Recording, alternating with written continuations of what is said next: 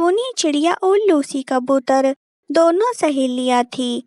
Tony चिड़िया और Lucy कबूतर के पति शहर में छोले भटूरे की ठेली लगाया करते थे। टोनी चिड़िया का जीवन अपने परिवार के साथ सुख से बीत रहा था। कालू जी, आप मुझे भी अपने साथ ठेली पर लेकर चला करो। इस बहाने मैं भी थोड़ा सा काम सीख जाऊंगी। टोनी जी, मेरे होते हुए आपको काम करने की क्या जरूरत है? आप घर में बच्चों के साथ खुशी से रहा करिए। ठीक है कालू जी, जैसा आप कहें। टोनी जी, मुझे बहुत तेज भूख लगी है। अब आप जल्दी से मुझे अपने हाथ के कढ़ी चावल खिला दीजिए। बस कालू जी, कुछ देर रुकिए, मैं अभी लेकर आती हूँ। एक दिन कालू कौवा अपनी ठेली से घर वापस आ रहा था।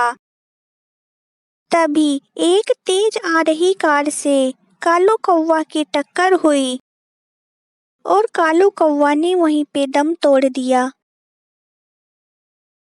कालू कौवा के बाद टोनी के घर में कमाने वाला कोई ना था।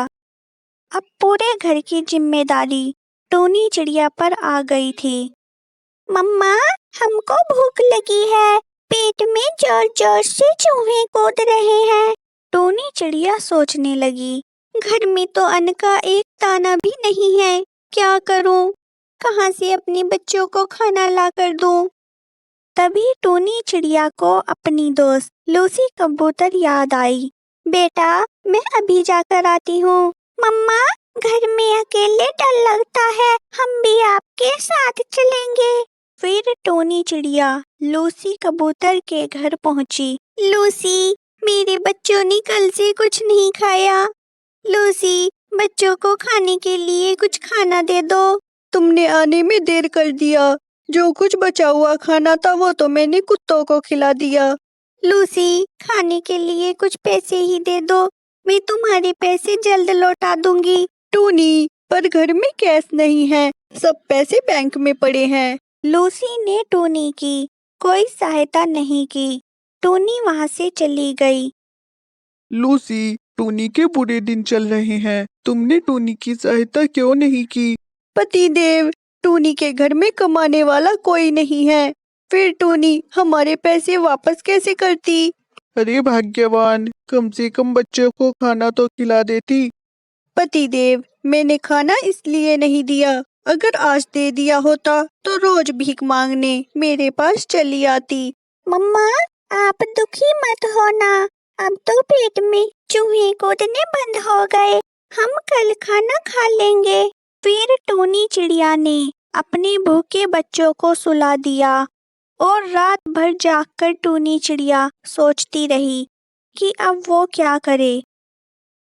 सुबह होते ही टोनी चिड़िया सेठ कबूतर के पास पहुंची और सेठ कबूतर से कुछ पैसे ब्याज पर ले आई। अब मैं भी कालू जी की तरह इन पैसों से ठेली लगाकर अपना काम करूंगी।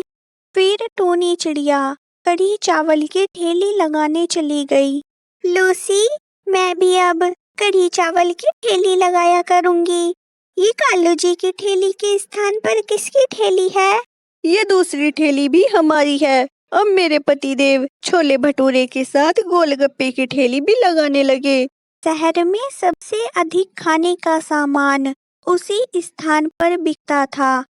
टोनी ने लूसी से ठेली हटाने के लिए कहा। लूसी, ठेली लगाने का यह स्थान कालू जी का है, मुझे यहाँ पर ठेली लगाने दो। लूसी ने वहाँ से ठेली हटाने से साफ इनकार कर दिया। टोनी चिड़िया वहाँ से चली आई और रास्ते में खड़ी हुई थी। तभी वहाँ पर एक चील आई और टोनी चिड़िया के कढ़ी चावल खाकर बोली, काफी हेल्दी चावल बनाए हैं आपने, पर आप यहाँ जंगल में क्यों खड़ी हैं? फिर टोनी ने चील को पूरी बात बताई। मैं एक डॉक्टर हूँ, तुम मेरे हॉस्पिटल के बाहर अपनी ठेली लगा सकती हो। बहुत बहुत धन्यवाद मैडम जी। टोनी चिड़िया हॉस्पिटल से बाहर अपनी कढ़ी चावल की ठेली लगाने लगी। लोगों को टोनी के कढ़ी चावल बहुत पसंद आने लगे। देखते ही देखते टूनी चिड़िया ने हॉस्पिटल से दूसरी तरफ अपना ढाबा खोल लिया। टूनी का होटल शहर में सबसे ज्यादा फेमस हो गया। दूर दूर से लोग टोनी के होटल में खाना खाने आया करते। उधर लूसी कबूतर का पति बीमार होने के कारण लूसी के बुरे दिन शुरू हो गए थे। लूसी कबूतर टोनी के पास सहायता मांगने के लिए गई। लूसी, तुम परेशान मत हो, मैं तुम्हारी सहायता जरूर करूंगी। एक दोस्ती तो दूसरे दोस्त के काम आता है। टोनी, मुझे माफ कर दो, मैंने तुम्हारे साथ कितना बुरा व्यवहार किया। टोनी, मैं अपनी करनी पर बहुत शर्मिंदा हूँ। टोनी ने लूसी को अपने होटल में नौकरी दे दी और लूसी के पति चीचू का हॉस्पिटल में इलाज कराने लगी। हेलो गाइज, इसी तरह की मजेदार वीडियो देखने के लिए हमारे चैनल को सब्सक्राइब करें। Thank you.